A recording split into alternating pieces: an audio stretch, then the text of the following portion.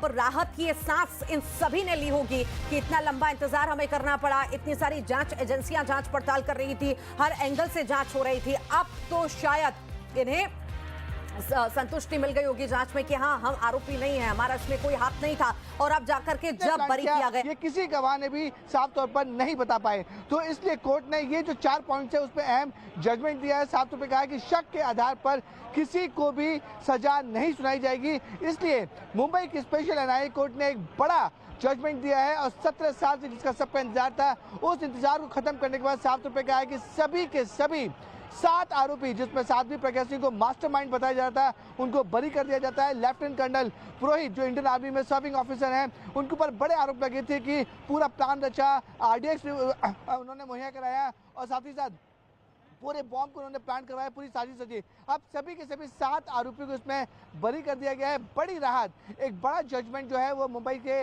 Special NIA court ने दिया है। हालांकि जो आरोपी थे वो शुरू से ही साफ तौर पे कह रहे थे कि उनके खिलाफ सबूत है वो बहुत कम है, उन्हें बार बार इस पूरे मामले में फंसाया गया था। हमने जितने भी इस पूरे मामले में आरोपी से बात की थी, उनका साफ तौर पर कहना था कि 2008 में जब एटीएस उन्हें गिरफ्तार किया था तो उन्हें बहुत बुरी तरह से टॉर्चर किया गया और साफ तौर पे कहा था कि पॉलिटिकली मोटिवेटेड तरीके से जांच एजेंसी जांच काम कर रही थी। जांच एजेंसी के ऊपर सरकार की तरफ से बहुत दबाव था, इसलिए उन्हें एक तमगा लगाया गया कि ये हिंदू संगठन के लोग हैं, हिंदू आतंकवादी हैं, भगवा आतंकवादी हैं। एक नया टर्मिनोलॉजी बना था 2008 के बाद, भगवा आतंक। उस टर्मिनोलॉजी को आज मुंबई के एनआईए कोर्ट ने पूरी तरह से खत्म कर दिया है और इस पूरे मामले में जो लंबी जिरह है, लंबी तारीख पर तारीख पड़ती गई, कई सैकड़ों यहाँ पे गवाह आते गए, उस पे आज फाइनल मोहर मुंबई के एनआईए कोर्ट ने लगा दिया है और सभी के सभी 7 आरोपी जो इसमें थे उन सभी को बाइज्जत बरी कर दिया गया।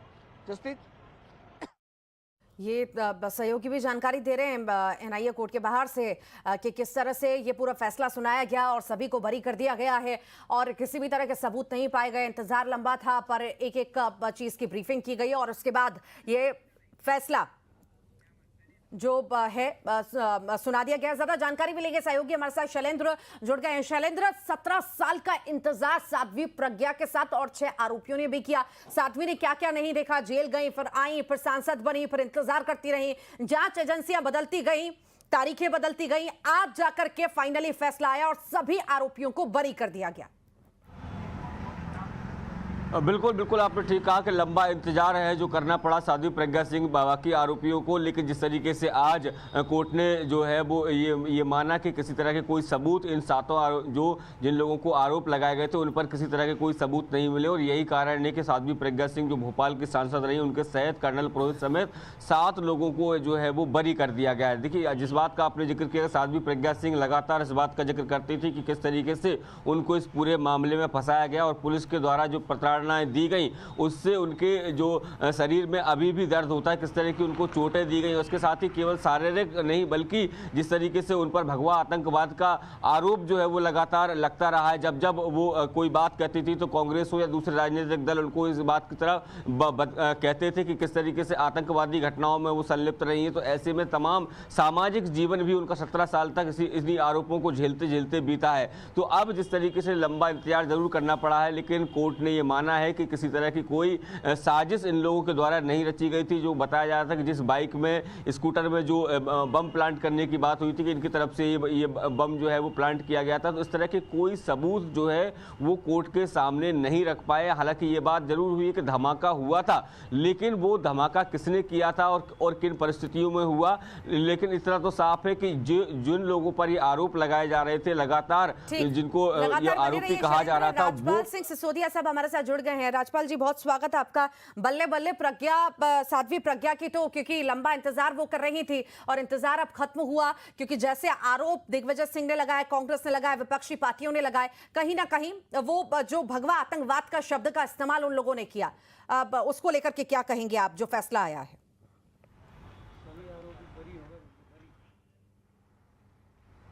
पीछे सभी को बाइज्जत बरी करने का काम हुआ है। हाँ। ये एक राहत की खबर है प्रज्ञा सिंह जी के लिए, परंतु क्या इस रिहाई से उन्होंने जो पिछले 17 साल तक अपने सार्वजनिक जीवन में इस प्रकार का अपमान झेलने का काम किया, एक अभियुक्त के रूप में कांग्रेस ने उन्हें प्रचारित किया, उसकी भरपाई हो पाएगी? मैं समझता हूँ नहीं हो पाएगी। कांग्रेस ने अपनी तत्कालीन सरकार बनाने के लिए वोट बँक साबित करू शकले नाही. माझं नाव रणजित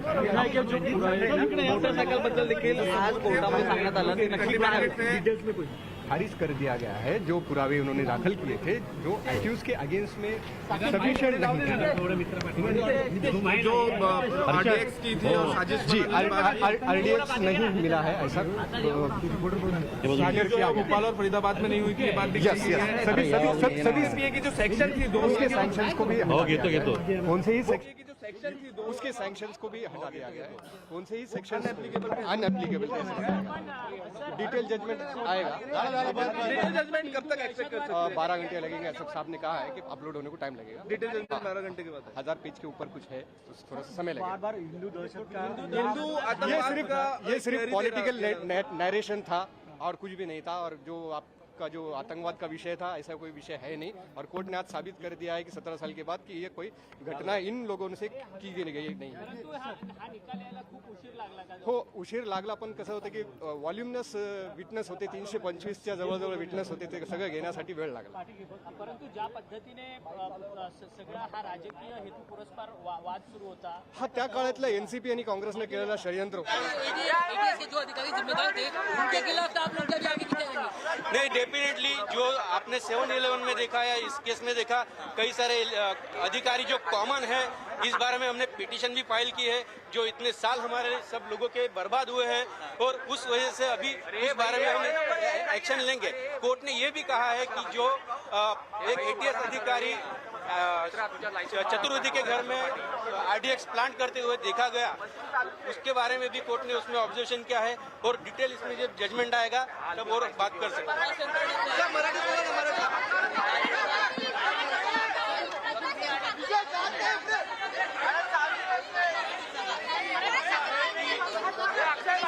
असं आहे की या केसमध्ये मराठी सांगतो. या केसमध्ये सुरुवातीपासूनच वेगवेगळ्या प्रकारचे स्टेटमेंट.